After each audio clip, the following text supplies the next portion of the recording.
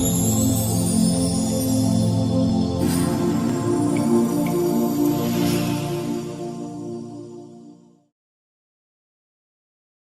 Everyone, एक बार फिर से मैं आपका स्वागत करता हूं अप्लाइड फिजिक्स के इस नए लेक्चर में, जिसमें हम डिस्कस करने वाले हैं एक नया टॉपिक जिसका नाम है थर्मोडायनेमिक्स।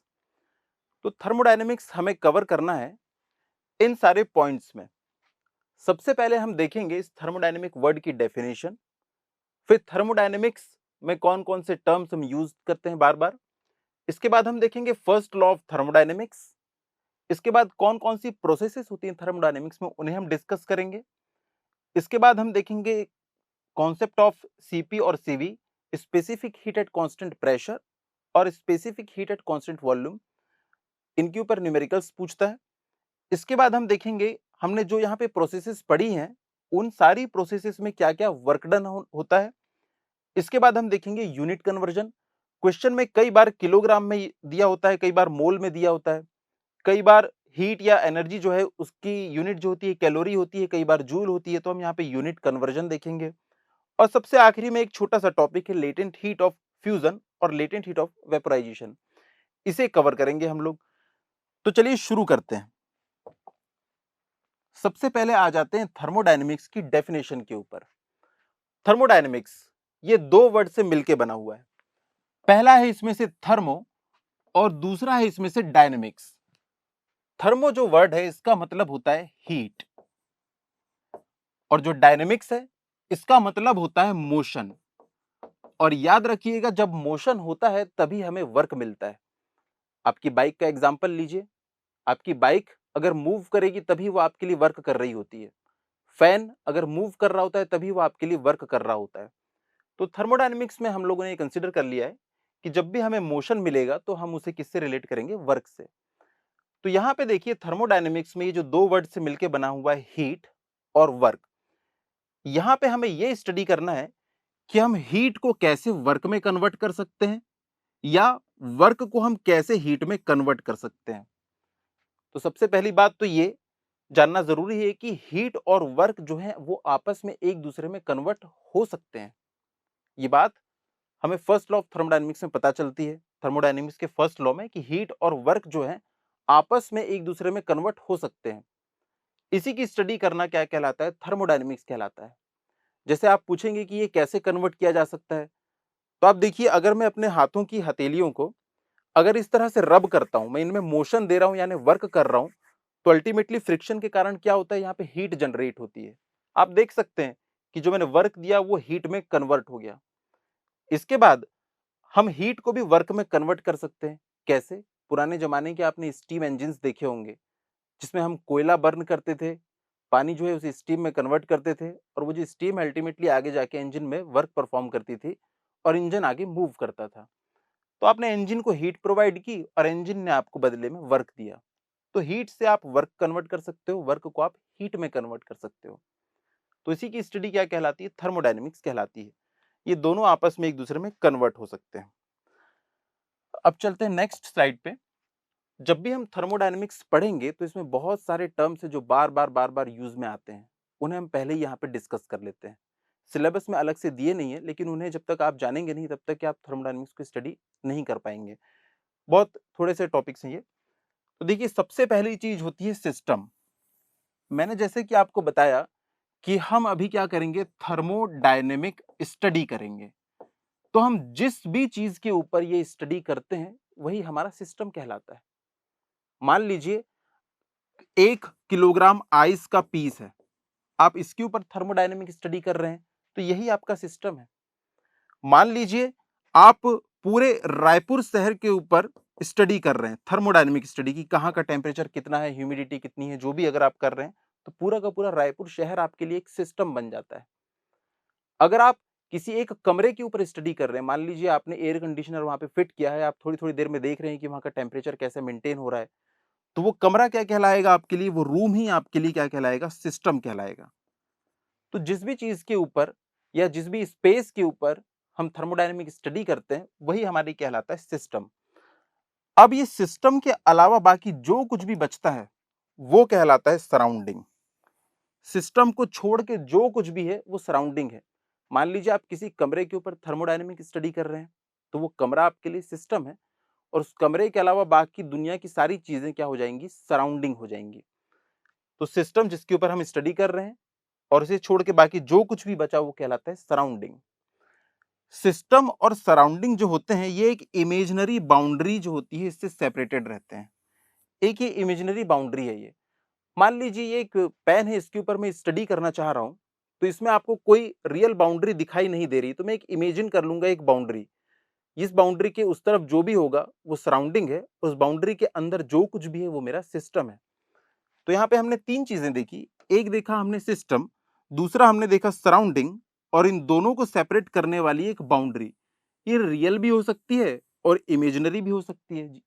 मान लीजिए किसी कमरे के ऊपर आप स्टडी कर रहे हैं, तो जो कमरे की दीवार है वही आपके लिए बाउंड्री हो जाएगी। कमरे के अंदर जो भी स्पेस है वो सिस्टम, और बाहर जो कुछ भी है वो कहलाएगा सराउंडिंग। तो ये तीन चीजें हम लोगों ने यहाँ पे देखी। अब क्योंकि हम थर्मोडायनेमिक स्टडी कर रहे हैं, इसका मतलब हम स्टडी करने वाले हैं हीट को और वर्क को।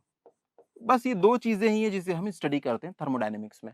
नाम से ही पता है, thermo plus dynamics, work plus heat. तो यहाँ जो सिस्टम है और जो सराउंडिंग है ये एक दूसरे के साथ इंटरेक्ट कर सकते हैं। अब ये इंटरेक्ट कैसे करते हैं? दो टाइप से कर सकते हैं। एक, या तो हीट अंदर बाहर हो सकती है, दूसरा वर्क अंदर या बाहर हो सकता है। बस ये दो ही तरीके हैं जिससे एक सिस्टम सराउंडिंग के साथ में इंटरेक्ट कर सकता है। जैसे हमारी बाइक का एग्जांपल लेते हैं, आप उसको पेट्रोल सप्लाई करते हैं, पेट्रोल अंदर जाके बर्न होता है और वहां पे हीट पैदा होती है। अल्टीमेटली आपने उसे हीट प्रोवाइड की है। आप इंजन को हीट प्रोवाइड करते हैं, बदले में वो आपको वर्क प्रोवाइड करता है। आपका जो इंजन है गाड़ी का, वो आपके लिए एक सिस्टम है जिसे आप हीट प्रोवाइड करते हैं, बदले में वो आपको वर्क प्रोवाइड करता है। हमारा जो रेफ्रिजरेटर होता है, रेफ्रिजरेटर में एक कंप्रेसर लगा होता है, उसके पास एक इलेक्ट्रिक मोटर होती है। इलेक्ट्रिक मोटर के थ्रू हम उस कंप्रेसर को रन करते हैं, मतलब हम उसे मोशन देते हैं, और बदले में वो क्या करता है, अंदर जो स्पेस है उसको ठंडा करता है, यहां से हीट को बाहर करता है। तो देखिए यहां हमने वर्क दिया, मोशन दिया, और उसने हीट को बाहर किया। यहां पे हमने हीट भेजी, उसने वर्क हमें प्रोवाइड किया। तो ये सिस्टम और सराउंडिंग दो ही तरीके से यहाँ पे डील कर सकते हैं। तो हीट जब सिस्टम के अंदर जाती है तब हम उसे कहते हैं पॉजिटिव। हमारा फोकस पूरा का पूरा सिस्टम के ऊपर है, तो जब सिस्टम को हीट मिलेगी तो हम उसे बोलेंगे पॉजिटिव हीट। और अगर सिस्टम से हीट बाहर निकल गई तो उसे हम कहेंगे negative heat, heat loss by the system. अगर हम सिस्टम के ऊपर वर्क कर रहे हैं, सिस्टम के ऊपर, तो ये निगेटिव वर्क कहलाता है। Work done on the system is negative, work done by the system is positive. आप खुद देखिए, आपकी गाड़ी जो है वो आपको वर्क प्रोवाइड करती है, सिस्टम है वो आपको वर्क प्रोवाइड करता है, इसलिए वो पॉजिटिव है। लेकिन आप किसी इलेक्ट्रिक मोटर के ऊपर वर्क देते हैं तो वो कहलाता है निगेटिव। तो सिस्टम जब हीट उसको मिलेगी तो पॉजिटिव, जब वो हीट देगा तो वो निगेटिव। जब सिस्टम के ऊपर वर्क करेंगे तो वो निगेटिव वर्क डन, जब सिस्टम वर्क प्रोवाइड करेगा तो वो पॉजिटिव वर्क डन कहलाएगा। ये सब कुछ हम आगे डिस्कस करेंगे। यहां पे देखिए मैंने एक डायग्राम बनाया है। ये डायग्राम जो है हमारी गाड़ी के इंजन का ही है। ये दिख रहा है यहाँ पे सिलेंडर, सिलेंडर के अंदर होता है एक पिस्टन, यहाँ पे एक ये कनेक्टिंग रॉड रहती है जो इसे रोटेट करती है, इस क्रैंक शाफ्ट को। तो यहाँ पे पेट्रोल और हवा का मिक्सचर होता है जिसे हम बर्न करते हैं। सिलेंडर के अंदर पेट्रोल और हवा का मिक्सचर यहाँ पे आता है। स्पार्क प्लग के थ्रू हम जैसे ही इसे बर्न करते हैं तो यहाँ पे क्या होता है, पेट्रोल जैसे ही बर्न होगा तो बहुत ज्यादा हीट पैदा होती है, बहुत ज्यादा टेम्परेचर और प्रेशर पैदा होता है जो इस पिस्टन को पुश करता है। तो देखिए कैसे यहाँ पे हीट पैदा हुई, उसने इसको पुश करी और हमको वर्क मिला। तो यहाँ पे जो कुछ भी स्पेस है, जो भी यहाँ पे फ्यूल और एयर के मॉलिक्यूल्स हैं, इन्हें हम यहाँ पे स्टडी करेंगे तो यही हमारे लिए क्या कहलाएगा, सिस्टम कहलाएगा। तो अब आगे चलते हैं। First law of thermodynamics. अब देखिए यहां पे हम लोगों ने देखा अभी कि थर्मोडायनेमिक्स जो स्टडी है वो है हीट और वर्क की। हीट और वर्क ये आपस में एक दूसरे में कन्वर्ट हो सकते हैं। पहले ये बात पता नहीं थी, लेकिन धीरे धीरे जैसे जैसे साइंस ने प्रोग्रेस किया तब हमें पता चला कि वर्क हीट में और हीट वर्क में कन्वर्ट हो सकता है। पर यहाँ पे एक और समस्या थी, हीट और वर्क को लोग सेपरेट सेपरेट पढ़ रहे थे, जिसमें कैलोरी में मेजर किया जाता था किसे, हीट को, और वर्क जो है इसे हम जूल में मेजर करते थे। दोनों की यूनिट देखिए अलग अलग है। अब मुझे पता है कि वर्क हीट में कन्वर्ट हो सकता है, हीट वर्क में कन्वर्ट हो सकती है, लेकिन मुझे ये नहीं पता है कि कितना अमाउंट ऑफ हीट जो है वो कितने अमाउंट ऑफ वर्क में कन्वर्ट होगी, क्योंकि दोनों की यूनिट जो है यहाँ पे अलग अलग है। यहाँ पे हम एक एग्जांपल देखते हैं। मान लीजिए मैंने आपको एक गाड़ी दी और आपसे पूछा कि बताइए अगर मैं आपको 5 लीटर फ्यूल दूं, फ्यूल, तो आप कितना दूर जा पाएंगे।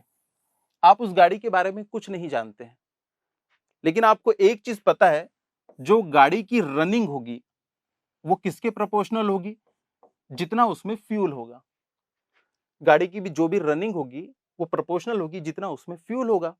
इसके बाद आप क्या करेंगे, R इज इक्वल्स टू, मान लीजिए आपने यहां पे एक लगा दिया प्रोपोर्शनलिटी कांस्टेंट, आपने ये प्रोपोर्शनलिटी साइन को हटाने के लिए यहां पे कांस्टेंट यहां पे इंट्रोड्यूस कर दिया।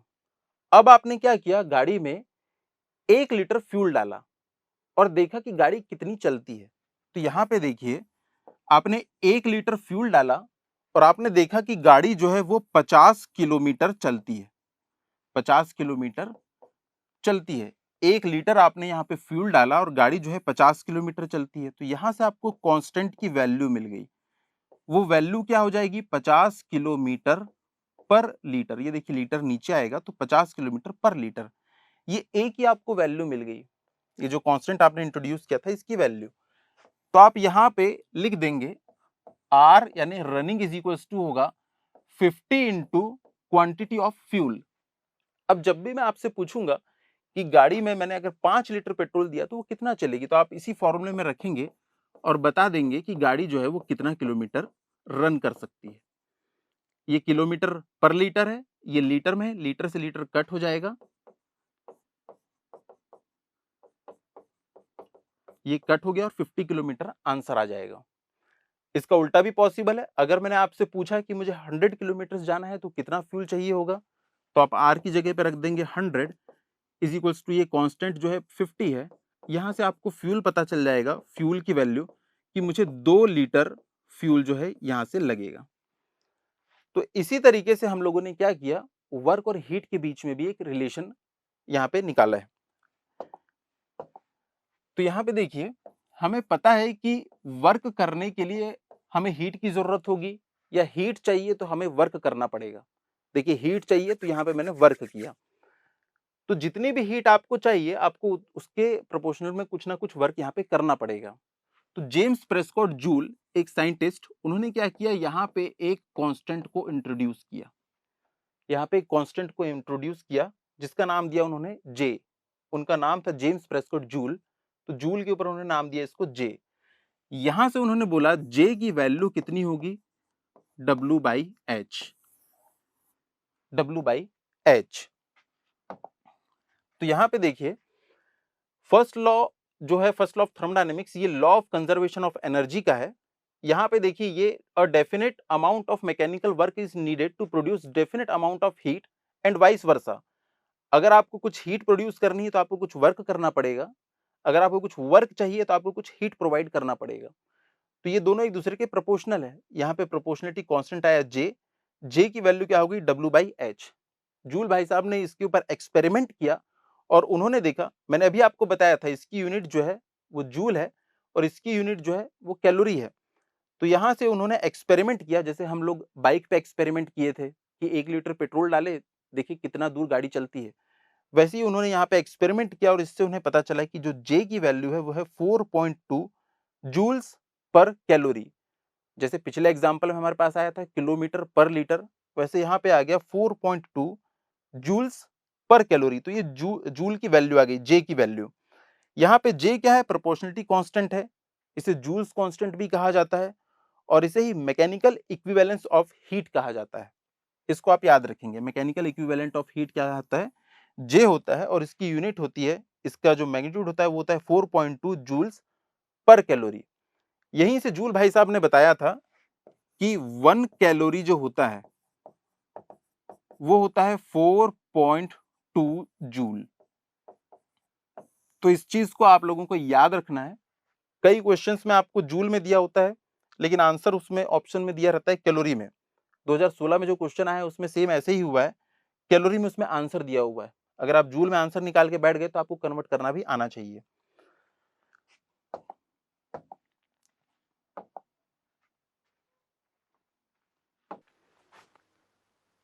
आइए डिस्कस करते हैं एक न्यूमेरिकल जो कि वर्क और हीट के कन्वर्जन से रिलेटेड है।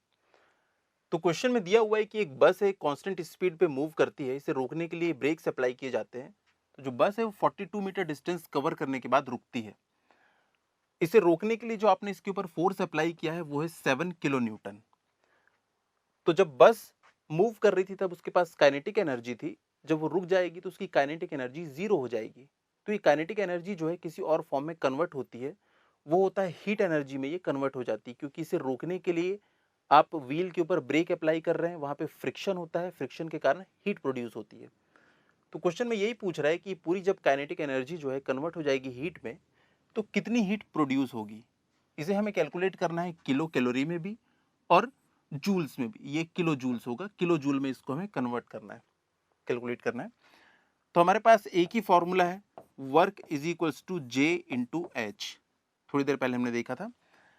वर्क मैकेनिक्स से हम जानते हैं ये होता है फोर्स इंटू डिस्प्लेसमेंट। फोर्स इसे हम रखते हैं न्यूटन में, और डिस्टेंस इसे हम लोग रखते हैं, या डिस्प्लेसमेंट इसे रखते हैं हम मीटर में। तो हमें जो वर्क मिलता है वो न्यूटन मीटर में मिलता है। इस न्यूटन मीटर को ही हम क्या कहते हैं, जूल। तो वर्क डन हमें जूल में मिल जाएगा। अब इस साइड में देखिए, ये इसकी वैल्यू जो है ये होती है 4.2 joules per calorie, joules per calorie. और ये होता है हीट, हीट की वैल्यू होती है किसमें, कैलोरी में। तो यहां से जब हम लोग कैलकुलेट करेंगे ये सारी वैल्यूज पुट करके, तो यहां से हम लोग हीट की वैल्यू निकाल सकते हैं। आइए पुट करते हैं। Work force into displacement 7 into 10⁻³ जैसा कि मैंने बताया फोर्स की वैल्यू रखना है न्यूटन में, और यहाँ पे दी हुई है इसकी वैल्यू किलो न्यूटन में। तो किलो का मतलब होता है 10⁻3। तो 10⁻3 हमने इससे मल्टीप्लाई कर लिया तो ये बन गया न्यूटन में। डिस्टेंस दी हुई है इसकी रुकने की 42 मीटर्स, इज इक्वल्स टू जे की वैल्यू होती है 4.2 जूल्स पर कैलोरी। एच हमें निकालना है, 4.2 से ये कट जाएगा 10 टाइम्स, तो यहां से एच की वैल्यू जो है आपको मिल जाएगी 70 इंटू 10⁻³ कैलोरी। 70 टू 10⁻³ कैलोरी, या H इज इक्वल्स टू आप बोल सकते हैं 70 किलो कैलोरी। अब हम जानते हैं कि एक कैलोरी जो होता है वो होता है 4.2 जूल्स के बराबर। तो इसी को अगर आप जूल में कन्वर्ट करना चाहें तो हीट इज इक्वल्स टू हो जाएगा 70 इंटू 4.2 जूल्स, किलो जूल्स। जब आप इसे मल्टीप्लाई करेंगे तो ये आ जाएगा 294 किलो जूल्स। तो ऑप्शंस में से चौथा जो ऑप्शन है ये करेक्ट है, तो ये इसका आंसर हो जाएगा। यूनिट कन्वर्जन में थोड़ा सा ध्यान रखेंगे।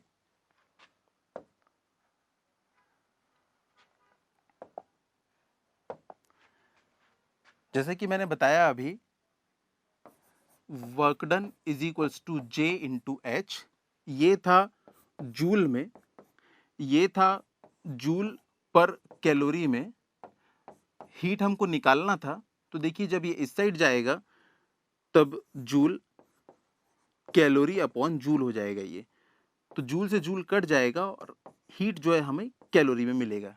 इसलिए जब मैंने सॉल्व किया था तब 70 कैलोरी में हमें वहां पे आंसर मिला था। अब थर्मोडायनेमिक्स जब हमें स्टडी करना है तो उसमें कुछ सिस्टम्स को हमको पढ़ना होगा, और सिस्टम को हम कैसे पढ़ सकते हैं, उसकी कुछ प्रॉपर्टीज के थ्रू। जैसे क्लास में बहुत सारे बच्चे होते हैं, हर बच्चे की बहुत सारी अलग अलग प्रॉपर्टी होती है। जैसे किसी बच्चे का एक नाम है, वो नाम ही उसकी प्रॉपर्टी हो जाती है।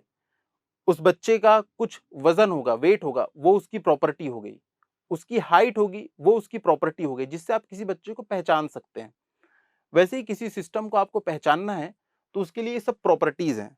जैसे कि मान लीजिए यहाँ पे 2 सिलेंडर रखे हुए हैं, 2 सिलेंडर रखे हुए, इनके ऊपर प्रेशर गेज लगा हुआ है। इसमें दिखा रहा है इसका जो प्रेशर है वो 2 बार है, और इसमें दिखा रहा है इसका जो प्रेशर है वो 5 बार है। अगर मैं आपसे पूछूं कि वहां से एक सिलेंडर उठा के ले आइए, आप पूछेंगे कौन सा, तो मैं एक प्रॉपर्टी बता दूंगा कि जिसमें 5 बार प्रेशर है, तो आप इसे उठा के ले आएंगे। तो आपने प्रॉपर्टी से यहाँ पे सिस्टम को पहचान लिया। तो सिस्टम को पहचानने के लिए हमको प्रॉपर्टी की जरूरत पड़ती है। तो यहाँ पे हम लोग देखेंगे कि कौन कौन सी प्रॉपर्टी है जिससे हम सिस्टम को पहचान सकते हैं। इसके अलावा सिस्टम जब चेंज होगा, हो सकता है इसमें मैं कुछ और गैसेस फिल कर दूं, थोड़ी देर बाद इसकी कंडीशन क्या हो जाएगी, इसकी प्रॉपर्टी चेंज हो जाएगी। मान लीजिए मैंने इसमें गैसेस फिल किया, तो अब इसका जो प्रेशर हो गया वो हो गया 8 बार। तो प्रॉपर्टी चेंज भी होती है समय के साथ। अगर आपने कुछ उसमें प्रोसेस कर दी, कुछ इसमें से गैस को लीक कर दीजिए, तो वहां पे उसका प्रेशर कम हो जाएगा। तो प्रॉपर्टी फिक्स नहीं होती, ये चेंज होती है प्रोसेस के दौरान। तो ये प्रॉपर्टीज हम देखते हैं। सबसे पहले हमको देखना है प्रॉपर्टी प्रेशर, फिर है volume, temperature, entropy, enthalpy, energy. Energy जो है वो भी सिस्टम की प्रॉपर्टी होती है। जैसे कि आप बैटरी देखते हैं, जैसे किसी मोबाइल की बैटरी देख रहे हैं, किसी मोबाइल की जो बैटरी है वो है 3500 mAh की, तो ये उसकी कैपेसिटी बता रहा है उसमें कितनी एनर्जी है। अगर दूसरा मोबाइल आप देखेंगे वो 6000 mAh का है, इसका मतलब उसके अंदर ज्यादा एनर्जी है। तो देखेंगे आप कि इसकी प्रॉपर्टी तो ज्यादा अच्छी है इन टर्म्स ऑफ बैटरी, तो आप ये वाला फोन अगर चाहें तो चूज कर सकते हैं। तो इस तरीके से एनर्जी जो है वो भी एक प्रॉपर्टी होती है सिस्टम की। किस सिस्टम में कितनी एनर्जी है, ये भी उसकी एक प्रॉपर्टी होती है। तो ये कुछ प्रॉपर्टी है जिसको आगे हम लोग अभी डिस्कस करने वाले हैं जस्ट। अब हम ये देखेंगे कि इन प्रॉपर्टीज के थ्रू कैसे किसी सिस्टम को हम रिप्रेजेंट कर सकते हैं। मान लीजिए ये एक सिस्टम है, इसके बारे में आपको इंफॉर्मेशन दी गई है कि इसका जो प्रेशर है अभी वो है 2 बार, और जो इसका वॉल्यूम है मान लीजिए वो है 3 मीटर क्यूब। इसका जो टेम्परेचर है मान लीजिए वो है 280 केल्विन। अब इसे अगर आपको रिप्रेजेंट करना है तो देखिए आपको यहाँ पे टोटल 3 इसकी प्रॉपर्टीज दी गई हैं, तो आप इसे कितने तरीकों से रिप्रेजेंट कर सकते हैं। सबसे पहले तो आप क्या कर सकते हैं, एक ये ग्राफ बना सकते हैं जो कि होगा किसके बीच में, प्रेशर और वॉल्यूम के बीच में। यहां पे आप इसको डिवाइड कर दीजिए, यहाँ पे 1 बार, 2 बार, 3 बार, 4 बार, 5 बार, 6 बार। यहाँ पे 1 metre cube, 2 metre cube, 3, 4, 5, 6, 7, 8 metre cube. अब इसकी जो इनिशियल कंडीशन है, देखिए इन दोनों के ऊपर मैं ग्राफ बना रहा हूं। तो प्रेशर है 2 बार और वॉल्यूम है 3 मीटर क्यूब। तो यहां से देखिए यहां पे एक पॉइंट मिलेगा जिसपे प्रेशर दिख रहा है हमें 2 बार और वॉल्यूम दिख रहा है कितना, 3 मीटर क्यूब। वॉल्यूम दिख रहा है हमें 3 मीटर क्यूब। तो मैं इसे दे देता हूं नाम इनिशियल कंडीशन 1, इसे मैंने नाम दे दिया पॉइंट 1। थोड़ी देर के बाद मान लीजिए इसकी कंडीशन हो जाती है चेंज, इसका जो प्रेशर हो जाता है वो हो जाता है 4 बार। इसका जो वॉल्यूम है मान लीजिए वो हो जाता है 1 मीटर क्यूब, और मान लीजिए इसका जो टेम्परेचर है वो कितना हो जाता है 320 केल्विन। तो देखिए नया प्रेशर और नया वॉल्यूम हो गया, इसकी प्रॉपर्टी चेंज हो गई। अगर मुझे अब इसको यहाँ पे रिप्रेजेंट करना है तो मैं इसे कैसे रिप्रेजेंट करूंगा, 4 बार यानी कि यहाँ पे कहीं, और 1 मीटर क्यूब यानी कि यहाँ पे।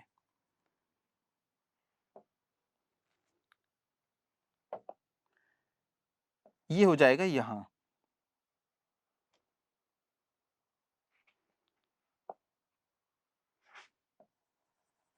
ये हो जाएगी इसकी दूसरी पोजीशन।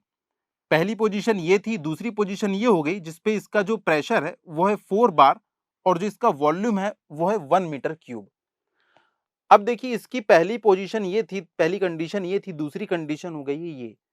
अब यहां से यहां तक ये अचानक नहीं पहुंचता है, ये एक प्रोसेस के थ्रू यहां से यहां तक के पहुंचता है। धीरे धीरे क्या होगा, इसका प्रेशर बढ़ा होगा और धीरे धीरे इसका वॉल्यूम कम हुआ होगा। आप खुद एक्सपेरिमेंट करके देख सकते हैं। जैसे मान लीजिए कोई सिरिंज है जिसे वैक्सीनेशन होता है, उस सिरिंज का अगर आप ऊपर का जो पोर्शन है उसको अंगूठे से दबा के रखें और अगर यहां से उसका जो पिस्टन है उसको पुश करें, तो जैसे जैसे अंदर आप प्रेशर लगाएंगे, प्रेशर बढ़ाएंगे, तो उसके अंदर वॉल्यूम कम होने लगता है। तो यहां पे भी देखिए मैं जैसे जैसे प्रेशर बढ़ा रहा हूं तो वॉल्यूम कम हो रहा है, वॉल्यूम कम हो रहा है। तो इसकी पहली पोजीशन थी 1, दूसरी पोजीशन हो गई 2। अब ये 1 से 2 जो है वो कई तरीकों से जा सकता है। मान लीजिए वो इस तरीके से गया हो तो ये एक अलग प्रोसेस कहलाएगी। मान लीजिए इसको मैंने नाम दे दिया प्रोसेस ए। मान लीजिए वो इस तरीके से गया है तो ये हो जाएगी प्रोसेस बी। मान लीजिए वो गया है सीधा इस तरीके से तो ये हो जाएगी प्रोसेस सी। तो 1 से 2 पे जाने के लिए बहुत सारी प्रोसेस हो सकती हैं, अनगिनत प्रोसेस हो सकती हैं, लेकिन हमें कुछ अलग प्रोसेसेस हैं उन्हीं के बारे में पढ़ना है, कुछ स्पेसिफिक प्रोसेसेस के बारे में पढ़ना है जिनके बारे में हम आगे पढ़ेंगे। अब यहाँ पे आप देखिए, अगर मैं इसके और इसके बीच में ग्राफ बनाना चाहूं, इन दोनों के बीच में ग्राफ बनाना चाहूं,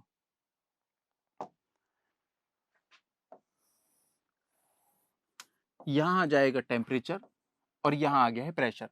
2 बार प्रेशर है 280 केल्विन है, यहाँ पे टेम्परेचर जो है इस डायरेक्शन में बढ़ेगा, यहाँ प्रेशर जो है वो इस डायरेक्शन में बढ़ेगा। तो यहाँ पे देखिए 2 बार के ऊपर मान लीजिए यहाँ पे आता है ये 280 केल्विन, यहाँ 280 केल्विन है, यहाँ पे 2 बार है। थोड़ी देर बाद देखिए 4 बार प्रेशर हो जाता है और 320 केल्विन टेम्परेचर हो जाता है। तो टेम्परेचर बढ़ा है मतलब इधर जाएगा, प्रेशर भी बढ़ा है मतलब इधर जाएगा। तो पॉइंट हमको यहाँ कहीं पे मिलेगा।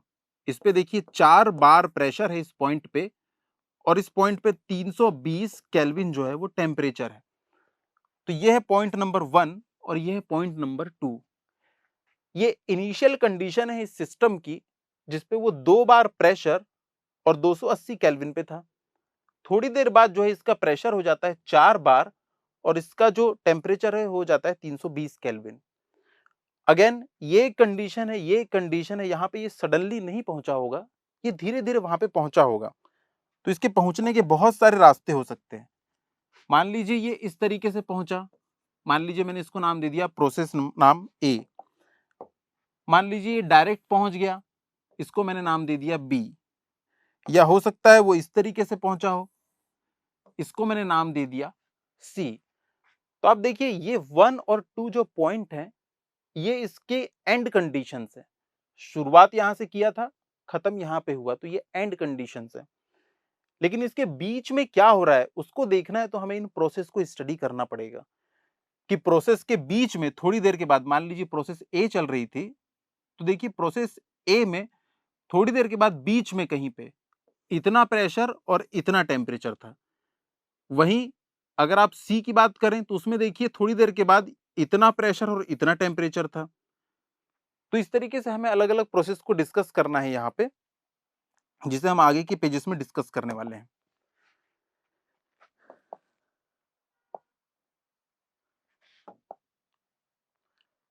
तो देखिए अब कुछ थर्मोडायनेमिक प्रोसेसेस हम लोग यहाँ पे डिस्कस करेंगे, जिसमें से सबसे पहले है कांस्टेंट वॉल्यूम प्रोसेस। अब यहाँ पे मैंने एक सिस्टम लेके रखा है, यहाँ पे आप देख सकते हैं कि ये एक सिलेंडर है, सिलेंडर के ऊपर में यहाँ पे ये एक पिस्टन रखा हुआ है, ये एक पिस्टन है जिसका कुछ वेट है और यहाँ पे अंदर में कोई गैस भरी हुई है, यहाँ गैस भरी हुई है। ये इसकी है इनिशियल कंडीशन, इसकी जो है इनिशियल कंडीशन है ये। इसमें मान लीजिए इसके अंदर जो प्रेशर है वो है 2 बार और जो वॉल्यूम है मान लीजिए वो है 4 मीटर क्यूब और जो टेम्परेचर है वो मान लीजिए कितना है 290 केल्विन। ये इसकी इनिशियल कंडीशन है। मान लीजिए मैं इसे हीट करना शुरू करता हूं।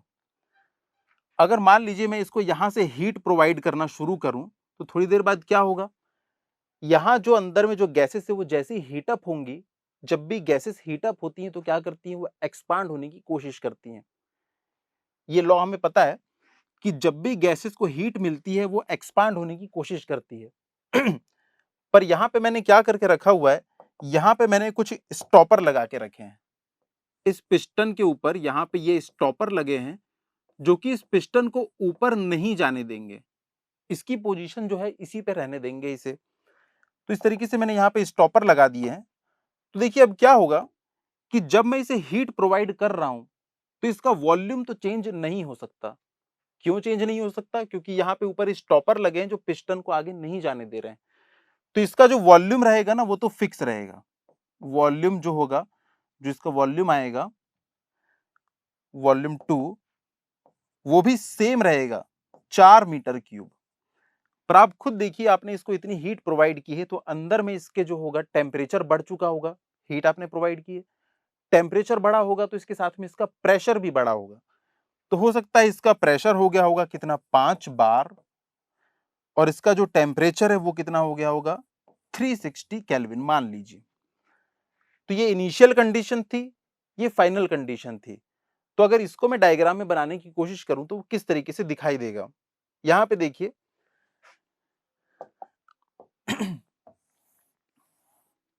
यहां है वॉल्यूम और यहां है प्रेशर। इनिशियल कंडीशन में प्रेशर था 2 बार, वॉल्यूम था 4 मीटर क्यूब।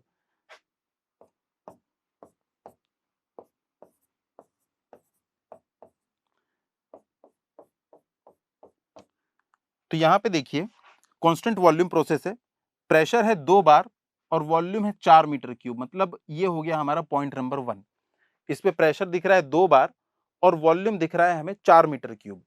ये है 1 2 3 4 5 6 वॉल्यूम इन मीटर क्यूब। थोड़ी देर बाद प्रेशर जो हो जाता है वो 5 बार हो जाता है लेकिन वॉल्यूम कांस्टेंट रहता है। तो अगला प्रेशर देखिए क्या है, 5 बार, लेकिन वॉल्यूम तो सेम है। ये देखिए पॉइंट नंबर 2। प्रेशर जो है पूरी इस प्रोसेस के दौरान बढ़ता गया बढ़ता गया बढ़ता गया, लेकिन जो वॉल्यूम था वो कांस्टेंट था, 4 मीटर क्यूब का 4 मीटर क्यूब ही रहा। तो वॉल्यूम ना तो कम हुआ है ना तो बढ़ा है। तो ये यहां से यहां तक के गया होगा कुछ इस तरीके से। प्रोसेस 1 से लेके प्रोसेस 2 जो होगी ये होगी कांस्टेंट वॉल्यूम प्रोसेस। तो ये पहली प्रोसेस हम लोगों ने यहाँ पे डिस्कस कर ली। इसको हम कुछ इस तरीके से यहाँ पे रिप्रेजेंट करेंगे एक वर्टिकल लाइन के फॉर्म में।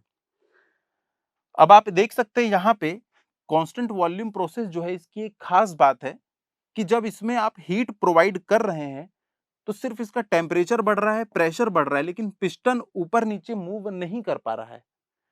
अगर पिस्टन में कोई मोशन ही नहीं होगा, कोई मूवमेंट नहीं होगी, नो मोशन नो वर्क। तो जब भी कोई कांस्टेंट वॉल्यूम प्रोसेस होती है किसी क्लोज सिस्टम में, कांस्टेंट वॉल्यूम प्रोसेस होती है तो इसमें वर्क डन हमेशा 0 होता है। ये इंपॉर्टेंट पॉइंट आप लोगों को याद रखना है कि जब भी किसी क्लोज सिस्टम के लिए कांस्टेंट वॉल्यूम प्रोसेस होती है, वॉल्यूम ही अगर कांस्टेंट है मतलब पिस्टन तो मूव करेगा नहीं। और अगर आप खुद देखिए आपकी बाइक में अगर पिस्टन मूव नहीं करेगा तो क्या आपको वर्क मिलेगा? नहीं।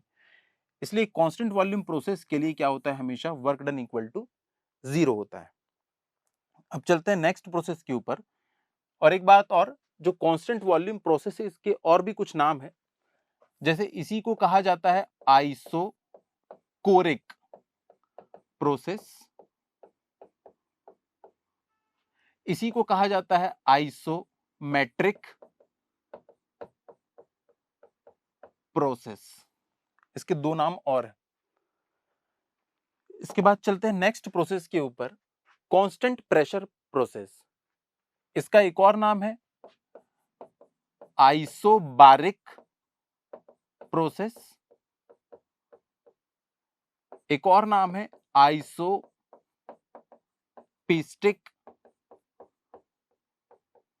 प्रोसेस। अब देखिए कांस्टेंट प्रेशर प्रोसेस है। कांस्टेंट प्रेशर अगर आपको प्रोसेस करना है तो इसको हम कुछ इस तरीके से करते हैं। यहां पे हम लोगों ने कुछ गैस फिल करके रखी हुई है।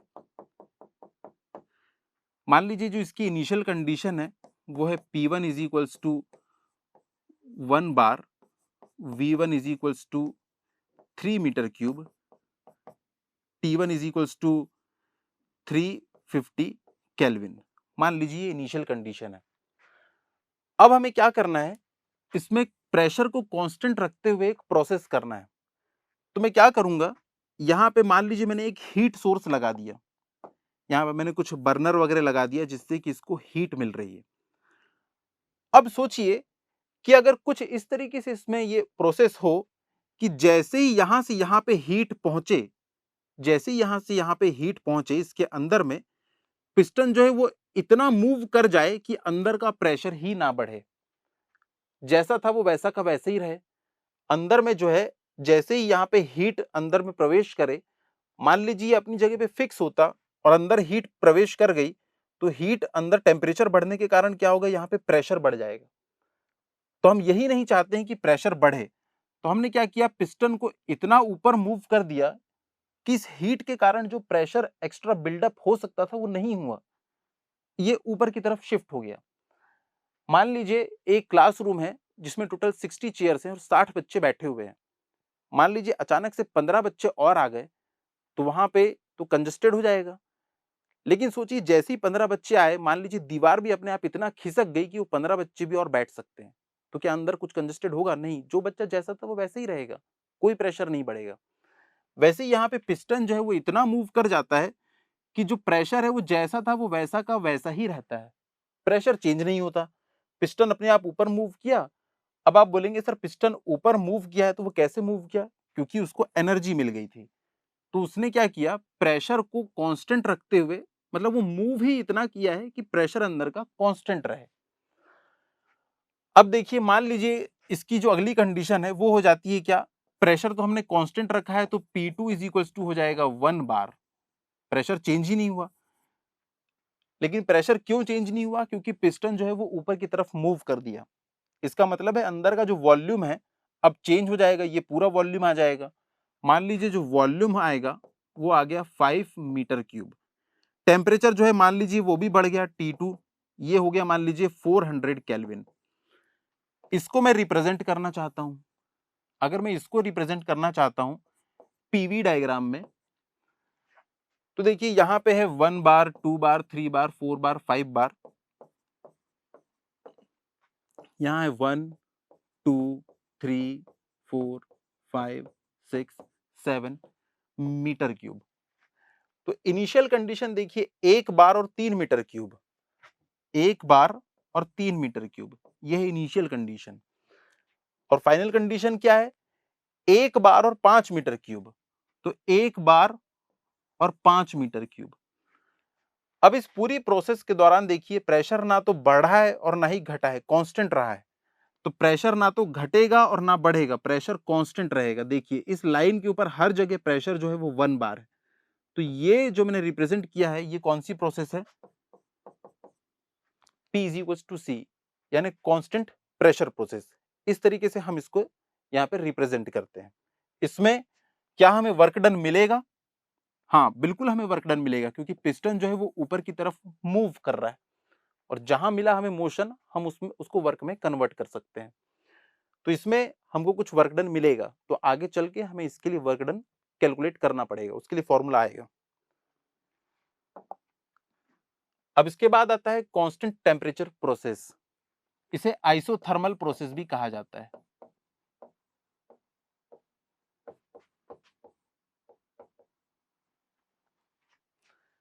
और कुछ सर्टेन कंडीशंस में इसको हाइपरबोलिक प्रोसेस भी कहा जाता है।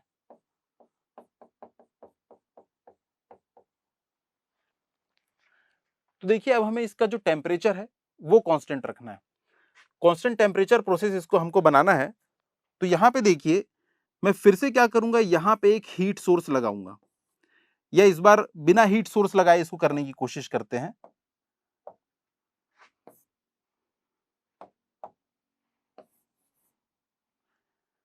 इसके लिए मैंने क्या किया, ये जो पिस्टन है अब यहां पे कुछ गैस भरी हुई है,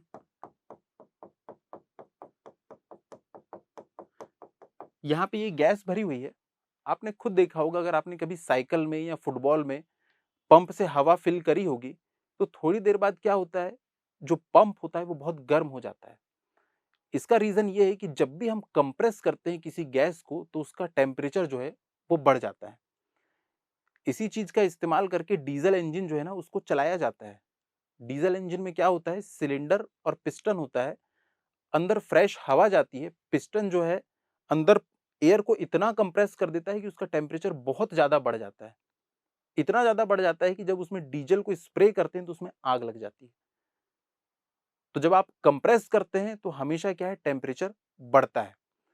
लेकिन यहां पे हम लोग क्या करेंगे, यहां पे देख लीजिए, मान लीजिए अभी जो प्रेशर है P1 जो है वो है 2 बार, वॉल्यूम जो है वो है मान लीजिए 6 मीटर क्यूब, और जो टेम्परेचर है मान लीजिए वो है 290 केल्विन। याद रखिएगा, ये जो कांस्टेंट टेम्परेचर प्रोसेस होती है ना, ये तभी हो सकती है जब ये एक्सट्रीमली स्लो हो। एक्सट्रीमली स्लो, ये तभी पॉसिबल है जब एक्सट्रीमली स्लो हो। तो यहां पे देखिए, इसके बाद मैंने क्या किया, इस पिस्टन के ऊपर एक बहुत छोटा सा मास रखा, यहां पे एक छोटा सा मास रखा।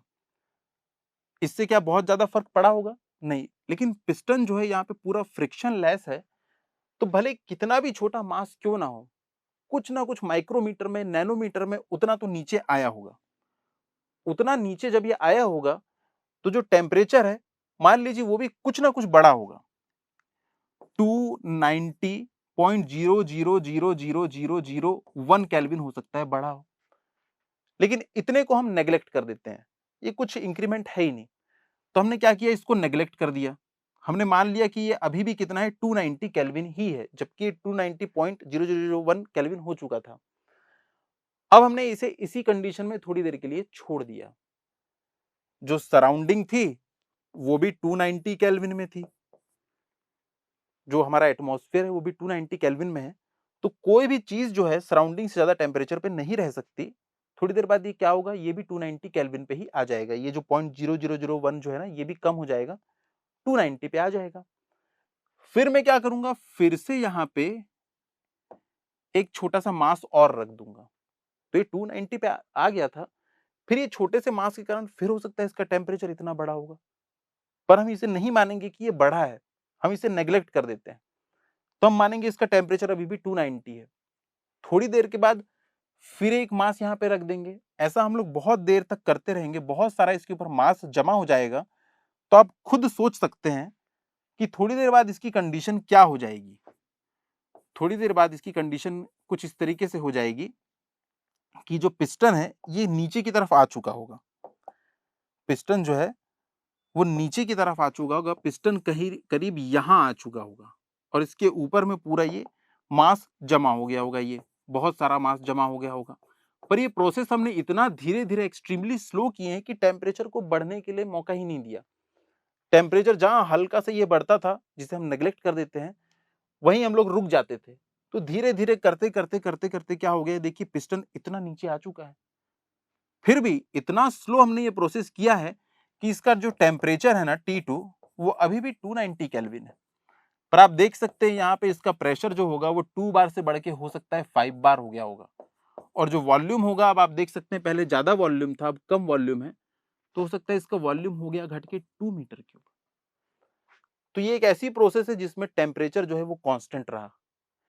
क्या इसमें हमें वर्क मिलेगा? हाँ बिल्कुल, इसमें हमें वर्क मिलेगा। पिस्टन ने वर्क किया है, पिस्टन ने मूव किया है, इसका मतलब हमें वर्क मिलेगा। तो आगे चल के हमें इसके लिए भी वर्क डन जो है वो कैलकुलेट करना है। तो इस तरीके से ये प्रोसेस जो है हाइपोथेटिकल है, क्योंकि इतना एक्सट्रीमली स्लो हम कोई प्रोसेस कर नहीं सकते। मान लीजिए आप ही अपनी बाइक में कोई इंजन लगाए और सोचें कि उसमें एक कांस्टेंट टेम्परेचर प्रोसेस हो, तो उसके लिए आपको बहुत देर तक रुकना पड़ेगा। तो प्रैक्टिकल में ये प्रोसेस नहीं कर सकते हम लोग, लेकिन हमें इसे स्टडी करना पड़ता है। तो आगे चलते हैं। अगला है एडियाबेटिक प्रोसेस। बहुत इंपॉर्टेंट प्रोसेस है ये एक ऐसी प्रोसेस होती है, मैंने आपको अभी थोड़ी देर पहले बताया था कि ये है हमारा सिस्टम। सिस्टम क्या कर सकता है, हीट को अंदर बाहर और वर्क जो है उसको अंदर बाहर, ये दो तरीके से जो है वो सराउंडिंग के साथ में इंटरेक्ट कर सकता है। मान लीजिए मैंने सिस्टम को कुछ इस तरीके से बना दिया कि उसमें ना तो हीट अंदर जा सकती है और ना ही हीट जो है वो बाहर आ सकती है। कैसे बना दिया? आपने मिल्टन का थर्मस देखा होगा। अगर उसको आइडियल कंडीशन में ले लें तो ना तो उसके अंदर हीट जा सकती है, ना तो उससे हीट बाहर जा सकती है। उसको इतना अच्छा प्रॉपर्ली इंसुलेटेड हम बना देते हैं। तो मान लीजिए यहां पे एक सिस्टम है हमारे पास, वही पुराना पिस्टन सिलेंडर अरेंजमेंट। इसको मैंने बहुत अच्छा इंसुलेटेड बना दिया, इसमें से हीट जो है ना तो बाहर जाएगी और ना ही हीट इसके अंदर आ सकती है, ना तो हीट इसके अंदर आ सकती है ना तो इसके बाहर जा सकती है। अब देखिए क्या होगा, इसका इनिशियल प्रेशर होगा कुछ, इनिशियल वॉल्यूम होगा कुछ, इनिशियल टेम्परेचर होगा कुछ। अब मैंने क्या किया, इस पिस्टन के ऊपर मैंने सिर्फ ना हीट के ऊपर प्रतिबंध लगाया है, वर्क अंदर बाहर जा सकता है, सब कर सकता है। मान लीजिए मैंने पिस्टन जो है इसको बहुत जोर से यहाँ पे पुश किया, ऑल ऑफ अ सडन बहुत फास्ट मैंने इसको यहाँ पे जो है वो प्रेस किया, तो जो पिस्टन है वो यहाँ नीचे तक के आ गया, यहां तक के। तो सोचिए जो गैस पूरे इतने वॉल्यूम में फैली थी, अब सिर्फ इतने ही वॉल्यूम में फैली हुई है। तो आप जानते हैं कि इसका जो प्रेशर है वो बढ़ गया होगा, इसका जो वॉल्यूम है वो बहुत कम हो गया होगा। और आप जानते हैं, आपको मैंने अभी फुट पंप का एग्जांपल दिया था, जिससे आप फुटबॉल में हवा में साइकिल में हवा भरते थे। जब आप इसका प्रेशर बढ़ाते हैं तब क्या होता है, टेम्परेचर बढ़ जाता है। तो ऑल ऑफ अ सडन इतना तेजी से मैंने ये प्रोसेस को किया कि इसका टेम्परेचर भी बहुत ज्यादा बढ़ जाएगा। यहाँ पे थोड़ा ध्यान दीजिएगा, पिछली बार भी मैंने पिस्टन को नीचे लाया था पर उसका टेम्परेचर नहीं बढ़ा था, क्योंकि मैंने उसको बहुत स्लोली यहाँ पे नीचे लाया था। लेकिन इस बार क्या है, बहुत फास्ट उसको नीचे लेके आया तो इसका टेम्परेचर बढ़ गया।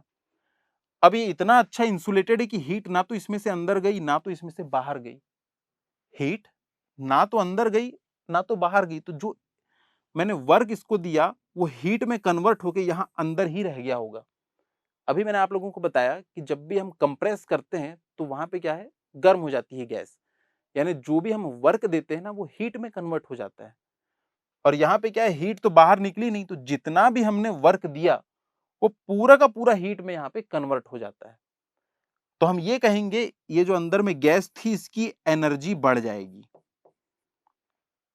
भाई इसको हमने ज्यादा टेम्परेचर पे पहुंचा दिया, इसको हीट मिल गई तो अब इसकी एनर्जी बढ़ गई। तो जितना भी हमने इसको वर्क दिया ना उसने पूरी की पूरी इसकी एनर्जी को बढ़ा दिया। एनर्जी कहीं बाहर नहीं गई, कहीं पे कुछ भी लॉस नहीं हुआ, जितना भी वर्क दिया वो पूरा का पूरा हीट बन के यहीं पे स्टोर्ड है। बहुत इंपॉर्टेंट प्रोसेस है। 2016 में जब एग्जाम हुआ था तब इसके ऊपर भी एक क्वेश्चन पूछा था।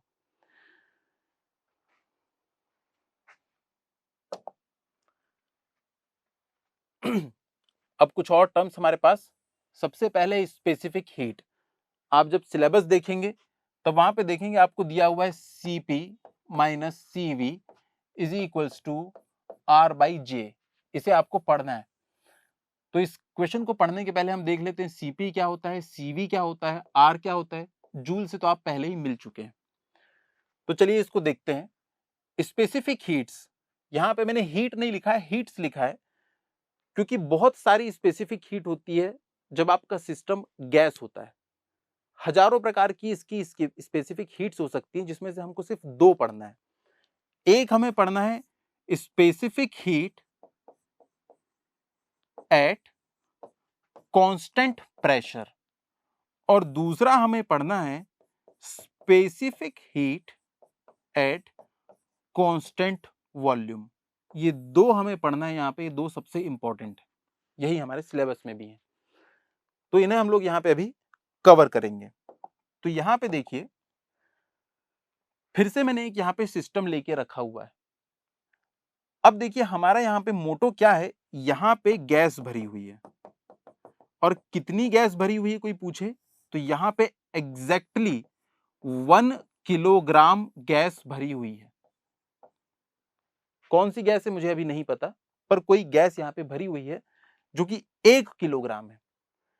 और इसका जो टेम्परेचर है वो आप कुछ भी ले सकते हैं। मान लीजिए इसका जो टेम्परेचर है वो है 30 डिग्री सेंटीग्रेड, ये इसकी इनिशियल कंडीशन है। अब यहां पे हमें क्या करना है कि प्रेशर को कांस्टेंट रखते हुए, प्रेशर को कांस्टेंट रखते हुए इस 1 किलोग्राम गैस का जो तापमान है उसको बढ़ाना है। 1 किलोग्राम गैस जो है इसका टेम्परेचर जो है वो मुझे 31 डिग्री सेंटीग्रेड कर देना है। देखिए 1 किलोग्राम गैस का टेम्परेचर 1 डिग्री सेंटीग्रेड बढ़ाने के लिए कांस्टेंट प्रेशर पे जितनी भी हीट की रिक्वायरमेंट होगी वही उसकी specific heat at constant pressure कहलाएगी। मैं फिर से रिपीट कर देता हूं, कांस्टेंट प्रेशर पे 1 किलोग्राम गैस का तापमान 1 डिग्री सेंटीग्रेड बढ़ाने के लिए जितनी हीट की रिक्वायरमेंट होगी उसे ही specific heat at constant pressure कहा जाता है। देखिए नाम है इसका specific heat at constant pressure. अब इसको थोड़ा सा तोड़ के देखते हैं। स्पेसिफिक का मतलब होता है थर्मोडायनेमिक्स में फॉर पर केजी। जहां पे भी आप स्पेसिफिक देख लिए, मान लीजिए आपने देखा स्पेसिफिक वॉल्यूम, इसका मतलब है कि 1 किलोग्राम गैस का वॉल्यूम कितना होगा। अगर आपने देखा कि स्पेसिफिक एंट्रोपी, इसका मतलब होगा 1 किलोग्राम मास की एंट्रोपी कितनी होगी। स्पेसिफिक का मतलब होता है फॉर 1 किलोग्राम। तो स्पेसिफिक हीट यानी कि फॉर पर केजी क्या निकालना है आपको, हीट एट कांस्टेंट प्रेशर। तो देखो 1 किलोग्राम गैस का तापमान 1 डिग्री सेंटीग्रेड बढ़ाने के लिए कांस्टेंट टेम्परेचर पे जितनी हीट की रिक्वायरमेंट होगी उसे हम क्या कहते हैं, specific heat at constant pressure. Pressure constant रखना है, बस 1 किलोग्राम गैस का तापमान 1 डिग्री बढ़ाना है। अगर आपको तापमान बढ़ाना है तो आपको हीट प्रोवाइड करनी पड़ेगी, आपको कुछ ना कुछ हीट प्रोवाइड करनी पड़ेगी। आपने प्रेशर कांस्टेंट रखा है इसलिए मैंने यहां पे ये सबस्क्रिप्ट लगा दिया है पी। सी जो है वो स्पेसिफिक हीट को हम रिप्रेजेंट करते हैं, पी लिख दिया, इसका मतलब इसमें प्रेशर कांस्टेंट है। तो ये हीट की वो वैल्यू है जो इस 1 किलोग्राम गैस का तापमान 1 डिग्री सेंटीग्रेड बढ़ा देती है। Very easy. 1 किलोग्राम गैस का तापमान 1 डिग्री सेंटीग्रेड बढ़ाने के लिए कांस्टेंट प्रेशर पे जितनी हीट की रिक्वायरमेंट होती है उसे ही specific heat at constant pressure कहा जाता है। तो ये हो गया हमारा सीपी। अब इसका दूसरा रूप भी देख लेते हैं, सीवी। जिस तरीके से हम लोगों ने क्या किया था पिछली बार, प्रेशर को कांस्टेंट रखा था, इस बार हम क्या करेंगे, वॉल्यूम को कांस्टेंट रखेंगे। और वॉल्यूम को कांस्टेंट रखने के कितने तरीके, एक ही तरीका कि इस पिस्टन के ऊपर आप लगा दीजिए स्टॉपर। अब देखिए, अब फिर से यहां पे हमको क्या निकालना है, specific heat at constant volume. Specific heat at constant volume. तो इसका मतलब ये हो जाएगा कि 1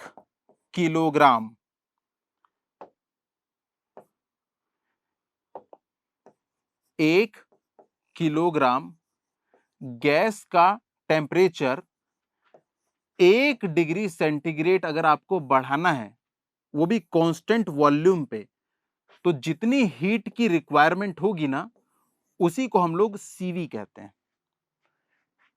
1 किलोग्राम गैस को 1 डिग्री सेंटीग्रेड अगर आपको तापमान बढ़ाना है, वो भी कांस्टेंट वॉल्यूम पे, तो कुछ हीट तो प्रोवाइड करनी होगी। टेम्परेचर बढ़ाना है मतलब हीट प्रोवाइड करना है।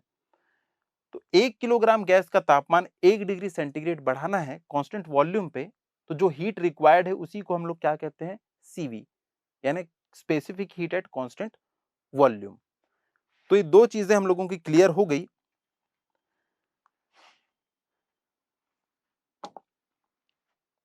तो आगे चलते हैं हम लोग। इसके आगे जो हम लोग इसके ऊपर ये रिलेशन भी देखेंगे, CP minus CV is equal to R. CP minus CV is equal to R by J भी होता है, उसे भी हम लोग डिस्कस करेंगे। उसके बाद इनके बीच में ये एक और रिलेशन होता है, देखेंगे ये क्या होता है। अब थोड़ी देर देख लेते हैं हम लोग कि आइडियल गैस इक्वेशन क्या है। नेक्स्ट स्लाइड में आइडियल गैस इक्वेशन। वैसे तो कोई भी गैस आइडियल नहीं होती है, पर ये हाइपोथेटिकल हम लोगों ने मान के रखा है कि अगर कोई गैस आइडियल होगी तो वो इस लॉ को जो है वो फुलफिल करेगी। इसको पढ़ने से पहले हम लोग कुछ चीजें और डिस्कस करते हैं। जैसा आप लोगों ने वहां देखा PV is equals to NRT था, यहाँ पे जो एन होता है ये होता है number of moles, number of moles. और इसकी जो वैल्यू होती है ये होती है 1 मोल की, 1 मोल की जो वैल्यू होती है 6.022 into 10 to the power 23 atoms. ये इसकी वैल्यू होती है 6.022 into 10 to the power 23 atoms. जैसा कि आपने देखा होगा दर्जन, जैसे आप बनाना लेने जाते हैं तो आपको दर्जन में मिलते हैं। मान लीजिए आप बोलेंगे कि 1 डजन बनाना चाहिए, तो आपको टोटल 12 केले दे देगा। मान लीजिए आप किसी दुकान पे गए और आपने बोला कि 1 डजन मैंगो चाहिए, जितने के भी होंगे मुझे दे दीजिए, तो 1 डजन बोलने का मतलब होता है कि वो आपको 12 ही देगा, 12 मैंगो। मान लीजिए आप किसी कॉपी की शॉप में गए, स्टेशनरी में गए और आपने बोला कि हमको 1 डजन कॉपीज दे दीजिए, तो वो आपको 12 कॉपियां ही देगा। मान लीजिए आप किसी कार शोरूम में चले गए, रोल्स रॉयस में चले गए, आपने कहा मुझे 1 डजन रोल्स रॉयस कार दे दीजिए, तो वो आपको उठा के 12 कार्स दे देगा। तो कहने का मतलब है कि जब भी ये दर्जन वर्ड आता है ना, डजन, इसका मतलब होता है टोटल 12 क्वांटिटी से। तो जब भी आपसे 1 मोल कहा जाए तो आप समझ जाना, ये वाली वैल्यू को याद रखना कि 6.022 इंटू 10 टू द पावर 23। जैसे 1 दर्जन मतलब 12, वैसे 1 मोल मतलब 6.022 into 10 to the power 23। Avogadro number ही है ये, इसको आपको याद रखना है। तो आप एक चीज और यहां पे देखिए, ये कॉपी लिखा हुआ है कि 1 दर्जन केला बोलने पे या आम बोलने पे या कॉपी बोलने पे या कार बोलने पे हमको क्वांटिटी तो 12 12 12 12 12 ही मिलती है। क्वांटिटी वाइज तो ये सेम है, लेकिन क्या वेट वाइज भी ये सेम होंगे? 12 बनानास हैं, हो सकता है इनका वजन कितना हो, 1.5 किलोग्राम हो। 12 मैंगोज हैं, हो सकता है इसका वजन हो 3 किलोग्राम। 12 कॉपीज हैं, हो सकता है ये तो 0.5 किलोग्राम में ही आ जाएं। लेकिन मान लीजिए 12 कार्स हैं, तो हो सकता है इनका वजन कितना होगा, 24,000 केजी।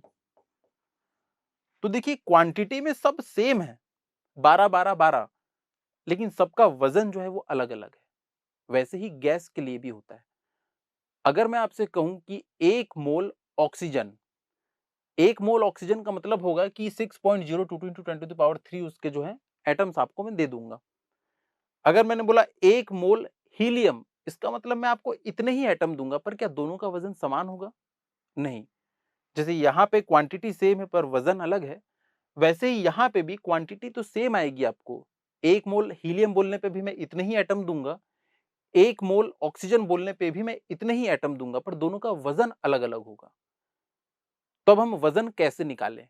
तो उसके लिए फॉर्मूला है N is equals to m by m, जहां पे जो ये n है ये है नंबर ऑफ मोल्स, यही नंबर ऑफ मोल्स, ये है मास इन ग्राम, और ये है उसका क्या, एटॉमिक मास या मॉलिक्यूलर मास।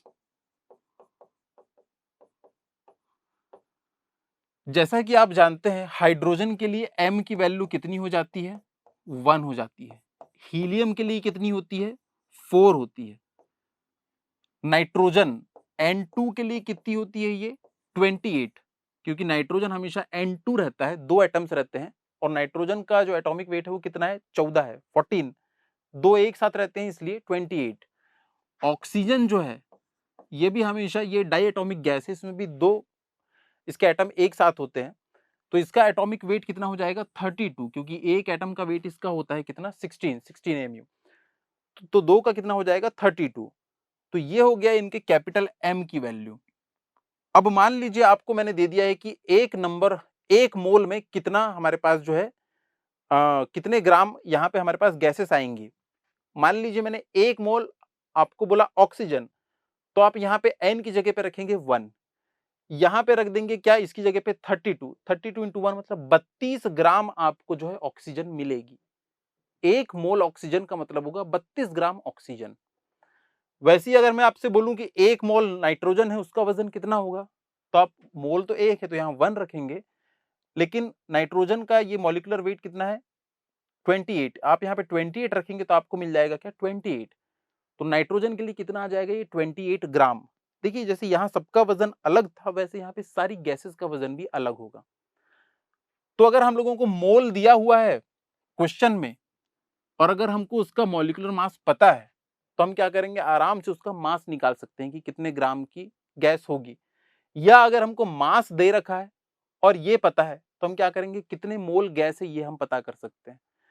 जैसे यहां पे देखिए क्वांटिटी तो सेम है लेकिन सबका मास अलग है, वैसे ही मोल यानी कि जितना भी आप बोलेंगे 1 मोल हीलियम तो मैं इतने ही उसके एटम दूंगा, 1 मोल ऑक्सीजन बोलेंगे तो भी मैं इतना ही दूंगा, पर उन सबका मास अलग अलग होगा। क्यों? क्योंकि उनका मॉलिक्यूलर मास अलग अलग है। तो इसका कॉन्सेप्ट यहां पे हुआ। अब देखिए ये है ideal gas equation, PV is equals to nRT। यहाँ पे जो P है ये है pressure, volume, number of moles, यह है यूनिवर्सल गैस कांस्टेंट, और ये है टेम्परेचर, वो भी केल्विन में। इसमें कभी गड़बड़ी ना करें, इसको हमेशा केल्विन में रखें।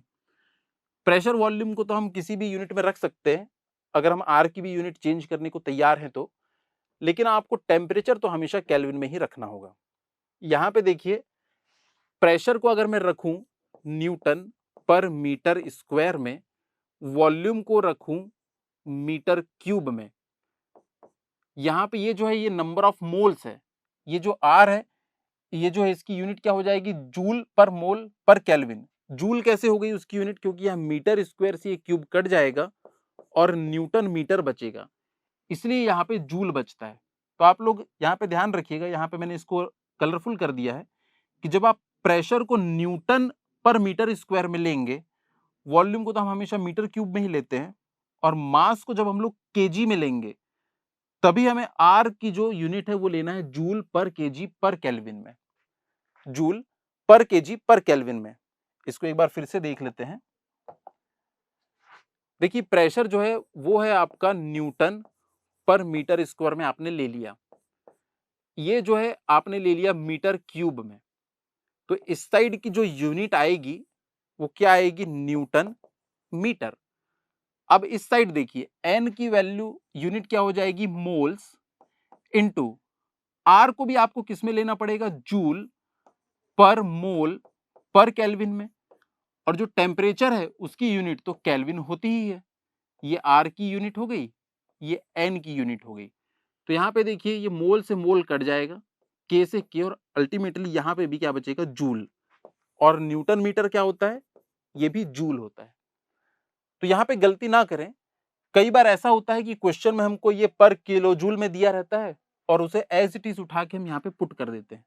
तो हमको देखना है कि भैया अगर यहाँ पे ये न्यूटन में है तो ये भी यहाँ पे जूल में या न्यूटन मीटर में रहना चाहिए, तो ये यूनिट का मिसमैच नहीं होना चाहिए।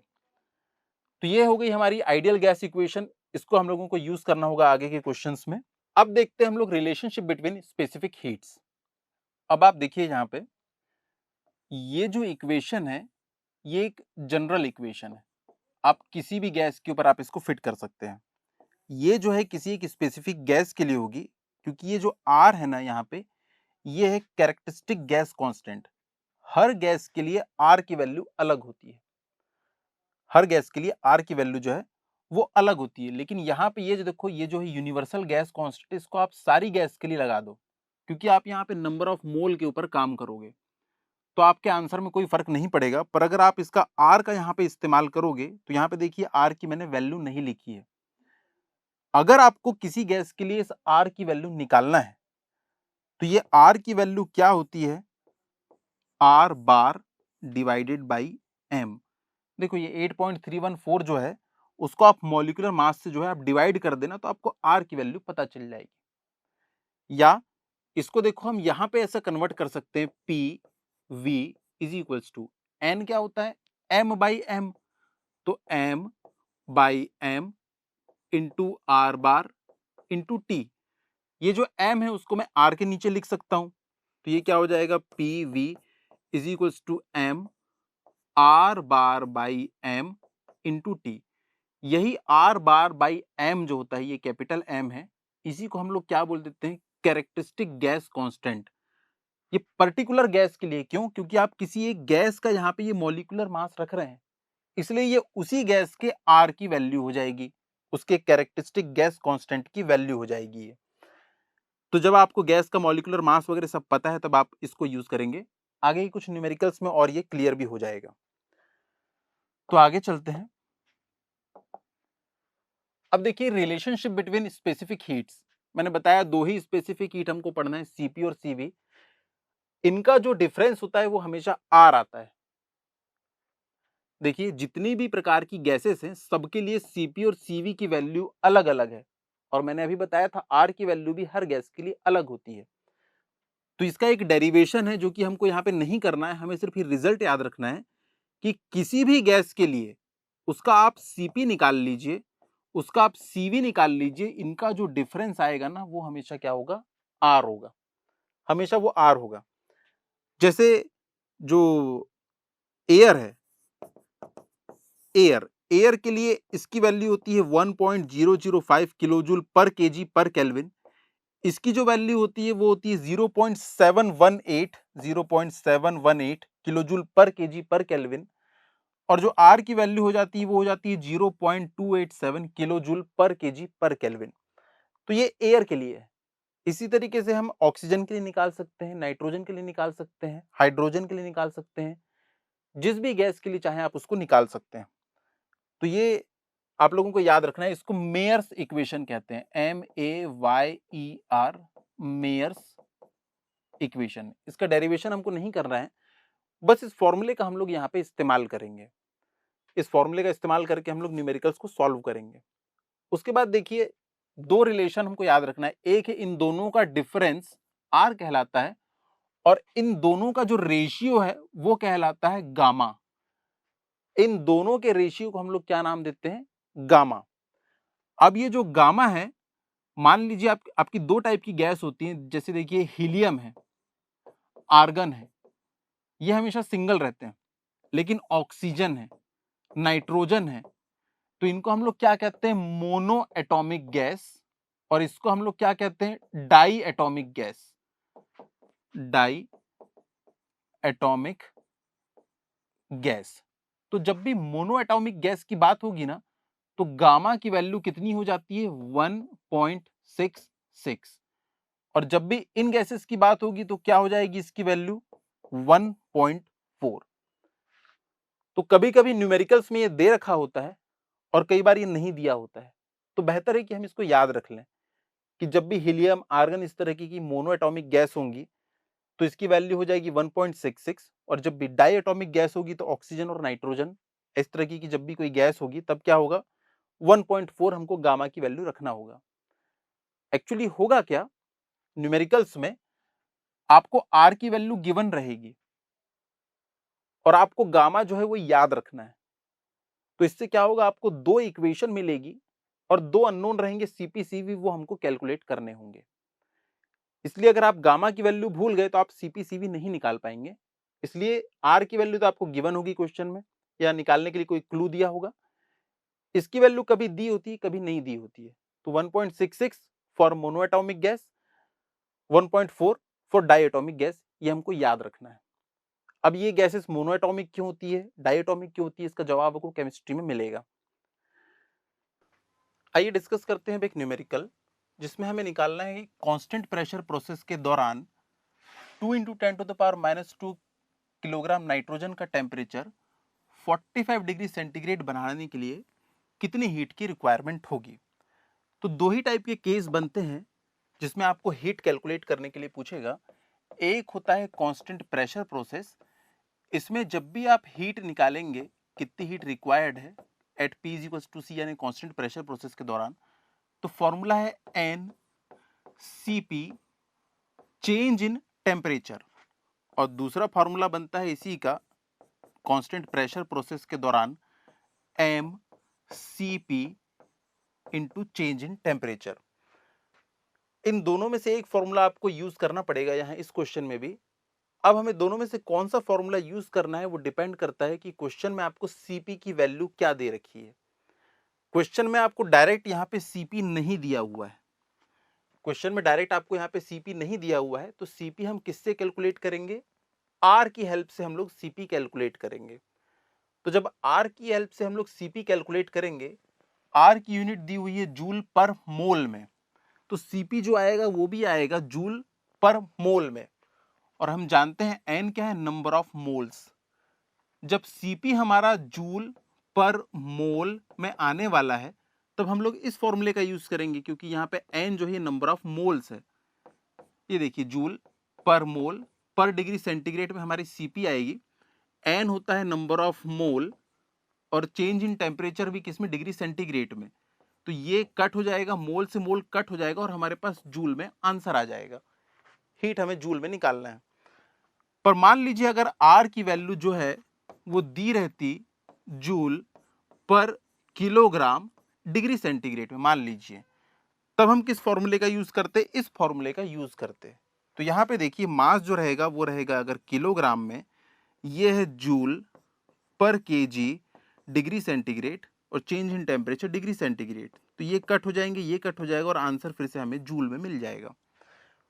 तो नंबर ऑफ मोल्स वाला फॉर्मूला यूज करना है या मास वाला फॉर्मूला यूज करना है, वो डिपेंड करता है कि सीपी की यूनिट क्या आने वाली है। तो यहाँ पे देखिए सीपी की जो यूनिट है वो आने वाली है पर मोल में, यानी कि हम लोग यहाँ पे हीट जो कैलकुलेट करेंगे कांस्टेंट प्रेशर प्रोसेस के दौरान, उसके लिए हम लोग फॉर्मूला यूज करेंगे N CP into change in temperature. तो एन निकालना तो बहुत आसान है, N is equals to M by M. यहाँ पे एम क्या है? स्मॉल एम, ये है मास ऑफ द गैस, और ये कैपिटल एम क्या है? मॉलिक्यूलर वेट, जो कि क्वेश्चन में दिया हुआ है। इसके बाद हमें निकालना होगा सीपी। आर की हेल्प से हम लोग सीपी निकालते हैं, तो कुछ स्टैंडर्ड रिजल्ट है उनको हमको डायरेक्ट यहाँ पे याद रखना है। वो कुछ इस तरीके से है। ये तो हम लोगों ने देखा था कि मोनो एटॉमिक गैस है, उसके लिए गामा की वैल्यू होती है 5/3 या 1.66, और डाई एटॉमिक गैस जिसमें 2 एटम्स होते हैं किसी भी गैस के, एयर को भी हम डाई एटॉमिक गैस ही कंसीडर करते हैं, क्योंकि इसमें करीब 79% नाइट्रोजन होती है और करीब 20.5% क्या है? ऑक्सीजन होती है। तो मेजर कंस्टिट्यूएंट्स क्या है? डाई एटॉमिक गैसेस है, इसलिए एयर को भी हम लोग एक डाई एटॉमिक गैस कंसीडर करते हैं। तो इसके लिए गामा की वैल्यू होती है 1.4 या 7/5। तो इन्हीं रिलेशंस का यूज करते हुए मोनो एटॉमिक गैस के लिए सीपी की वैल्यू कैलकुलेट की गई, तो वो आती है 5/2 इंटू आर। वैसे ही इसके लिए सीवी की वैल्यू आती है 3/2 इंटू आर। आप लोग इसे ऐसे भी याद रख सकते हैं कि जब 5/3 इसकी वैल्यू है गामा की, तो सीपी जो होता है वो होता है 5/2, और जो सीवी होता है वो होता है 3/2। तो आपको बस इसकी वैल्यू याद रखनी है, ये अपने आप याद हो जाएगा। डाई एटॉमिक गैस के लिए गामा की वैल्यू होती है 7/5, तो इसके लिए सीपी की वैल्यू हो जाती है 7/2 और सीवी की वैल्यू हो जाती है 5/2। तो इस तरीके से आप याद रख सकते हैं। तो हमारे क्वेश्चन में दिया हुआ है नाइट्रोजन, जो कि एक डाई एटॉमिक गैस है, तो उसके लिए सीपी की वैल्यू क्या हो जाएगी? 7/2 इंटू आर। बस इसी का हम लोग यहाँ पे यूज करेंगे। ये सीपी हो जाएगा क्या? 7/2 इंटू आर। तो यहाँ पे हम लोग फॉर्मूले में पुट करते हैं। यहाँ पे देखिए एन निकाल लेते हैं सबसे पहले। ये आपको दिया हुआ है क्या? 2 इंटू 10⁻²। लेकिन मैंने बताया था कि जब ये वाला फॉर्मूला हम यूज करते हैं मोल नंबर ऑफ मोल्स का, तो इसको हमेशा किस में कैलकुलेट करना है? ग्राम में। यहाँ पे किलोग्राम दिया हुआ है, तो उसको ग्राम में कन्वर्ट करने 10⁻³ से मल्टीप्लाई कर लेंगे। किलोग्राम को ग्राम में कन्वर्ट करने 10⁻³ से मल्टीप्लाई किया जाता है। मॉलिक्यूलर वेट दिया हुआ है कितना? 28। 10⁻³ मल्टीप्लाइड बाई 10⁻², 10 बच जाएगा। 10 इंटू 2 20, तो 20/28, 4 से इसको कट कर देंगे तो बच जाएगा कितना? 5/7। तो देखिए n की वैल्यू आ गई 5/7, और चेंज इन टेम्परेचर दिया हुआ है कितना? 45। r की वैल्यू क्वेश्चन में दे रखी है, तो यहां से हम लोग इसकी वैल्यू पुट कर लेंगे। 5/7 इंटू 7/2 इंटू 8.3 इंटू 45। इसको जब हम सॉल्व करेंगे 7 से 7 कट जाएगा, इसको जब आप कैलकुलेट करेंगे तो करीब करीब कितना आएगा 933 जूल, 933 जूल। देखिए 2 से ये कट जाएगा, कितना बचेगा 4.15, 5 इंटू 4 कितना होता है 20, करीब करीब 20 मल्टीप्लाइड बाई 45 मतलब 900 प्लस आपका आंसर आएगा। तो आप इसमें टिक कर सकते हैं।